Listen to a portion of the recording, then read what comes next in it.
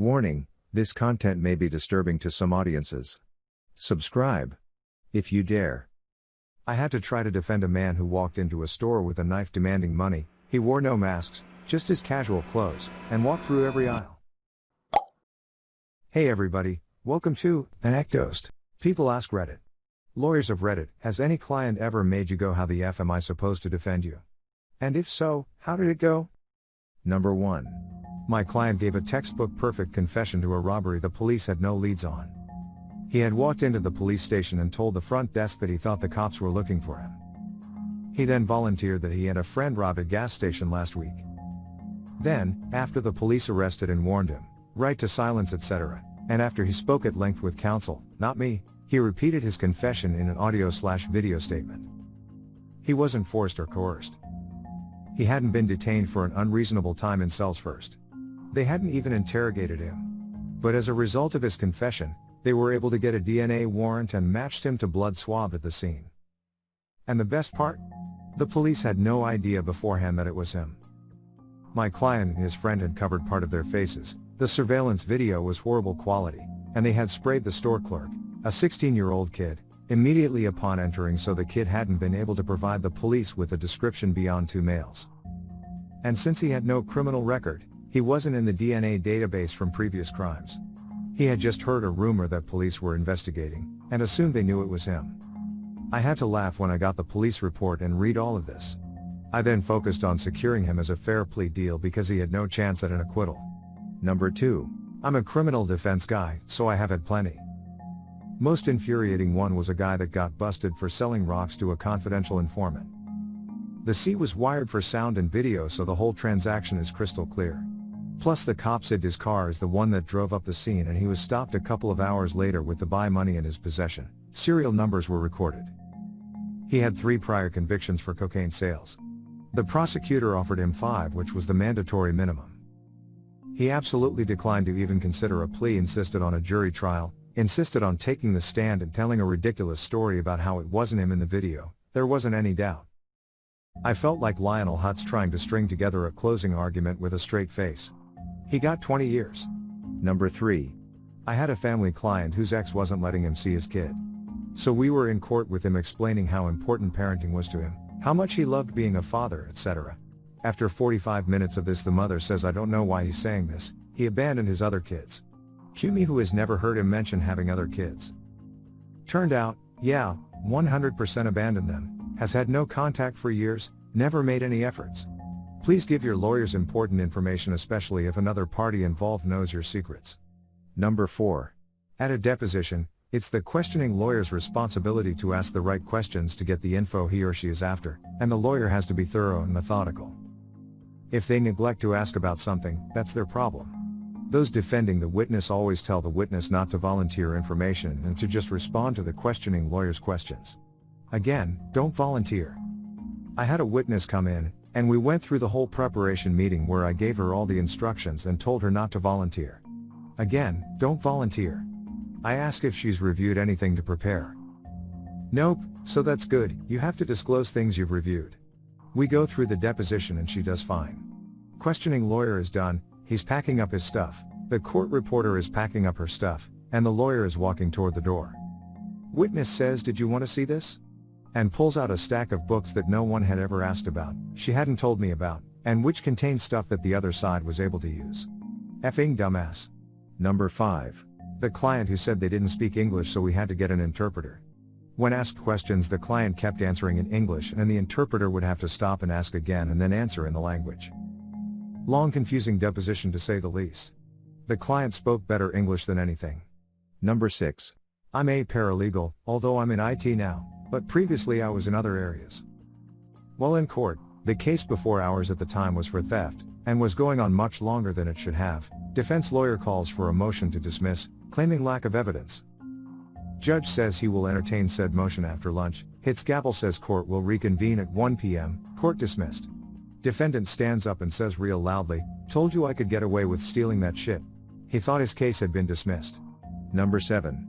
I had to try to defend a man who walked into a convenience store with a knife demanding money. He wore no masks, just his casual clothes, and walked through every aisle before he robbed it, being spotted by every security camera in the store.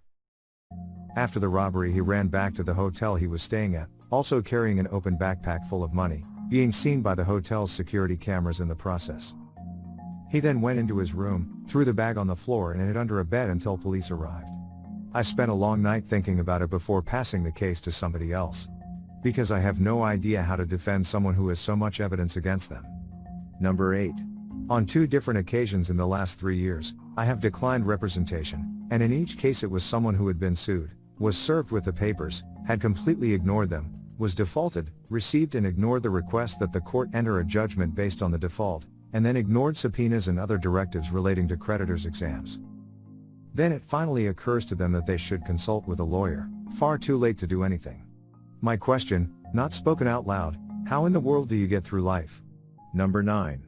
I went to a meeting where an older couple, 80s, sent their life saving to a Nigerian prince, 2009, who was going to triple their money and send it back. They sent money in 2 installments, grand total was around 40K and it was obviously stolen. They wanted to know every option they had to get it back and the answer was simple, none. There's nothing you can do to get your money back. I've never seen 2 people so mentally broken. They were retired and no longer had access to money in any way. I excused myself from the meeting by faking a call and started crying in the bathroom. I couldn't handle it. Number 10. I had a client come in and spin me this yarn about how he owed all these child support arrears and the payments are killing him and could I file a petition to have the payment reduced. He spins this tale of his spouse alienating the children and that's why he never saw them. I filed a petition and the clerk called me aside one day and said I might want to review his actual divorce file, not just his child support file. That was a wild ride. Orders of protection due to stalking, losing his visitation due to meth use, not making a single child support payment in 14 years. I do the best I can until he admits on the stand that he smokes a carton a week and drinks over a liter a day, so that's over $200 per week in cigarettes and liquor, and a little weed sometimes. It did not go well. I was a baby attorney at the time and I could tell the judge wanted to tear me a new one for even filing this, but I was so beaten down by the end of the hearing that it would have been child abuse at that point. Number 11. Oftentimes during discovery you'll get requests for admission, which are a set of yes or no questions designed to get basic, uncontested info like whether our client was the one driving the car at the time. Often plaintiffs' lawyers will throw in a gotcha question that pretty much states admit the whole thing is your fault and you owe plaintiffs a bunch of money. 99.9% of the time we'll deny them because it would sink our whole case, but I had one idiot defendant who insisted on admitting that one. We lost. Number 12. A group of 3 young boys in my city drowned their neighbor's cat and recorded themselves doing it with their phones. The videos were copied by their friends and would inevitably be shown to the jury in court. It was a case of the evidence speaking for itself. All I could really do was to argue for lighter punishment using their age as defense and the disastrous effect that group mentality can have on young people. Number 13. My lawyer father once had a client who was suing the federal government because he claimed his parents had sold him to the feds for testing as a child. The client claimed they had him constantly under surveillance. When asked how he knew who was watching him, the client said the government used minivans and station wagons, late 80s, and they were always parked outside his residence. The client lived in a motel in a resort town. Number 14. I had a client once, who was self-represented in a divorce case prior to retaining me, comes to me the day before a case conference. I ask what he's filed with the court, slides an envelope across the table, I open it. It's a multitude of pictures of his overweight wife, spread eagle, camera 3 feet away, showing her vagina. Yes, the judge saw. And no, he wasn't pleased. Apparently ex had caught wife sending these pictures to men on the internet. Number 15. Late night closing on a multi-million-dollar deal. This was about 120 billable hours into my week, worst week of my career. Client came into our office to sign the papers and finish the negotiation. We finally got the deal signed up around 2 in the morning with the bankers set to initiate wires when businesses opened. As the client was leaving, he took a decorative vase from the front desk of the firm on his way to the elevators. I was finishing up documents and didn't see it happen. Earlier in the week he'd been talking about taking some of our office chairs because they were nice and he was paying the bills anyway. Long story short, the client was a kleptomaniac and it cost the partner on the deal about $20,000 out of his own pocket because his client was stealing random items from our office. Number 16. Where I practice, it is a crime for people convicted of certain crimes to possess a firearm within a certain period of their conviction. I had a client charged with a violation of this statute. His explanation to me was he had the gun to keep his nephew from shooting his girlfriend. A noble reason, to be sure, but not a legal defense. A review of the police report showed that the cops had probable cause to detain him and pat him down and had discovered the gun in his pocket. There were no prints or DNA testing done on the gun. There was no testing done to make sure the gun would fire if the trigger was pulled. The nephew was not able to be located for the trial. The state offered my client a plea deal. They would reduce the charge to an attempt and the judge agreed to sentence him to 7 years, the minimum for an attempt. My client insisted on a trial. My client insisted on testifying in his own defense. I tried to coax the nephew's story out of him on direct. On cross he admitted he had previously been convicted, in the very same courtroom we were in, and that the pistol admitted into evidence was the same one taken out of his pocket by police. He was, of course, convicted. He was sentenced to 11 years. Because of some technical issues with his sentencing, he had to be re-sentenced a few years later, and at one of those hearings he told me he wished he had taken the deal. Number 17. I had plenty of these when I was a public defender. Most finally cave right before trial, but some double down on the stupid. They'd curse at me and say I was a fake lawyer because I wouldn't file a stupid motion they wanted. I had a guy butt rape his girlfriend and beat her within an inch of her life.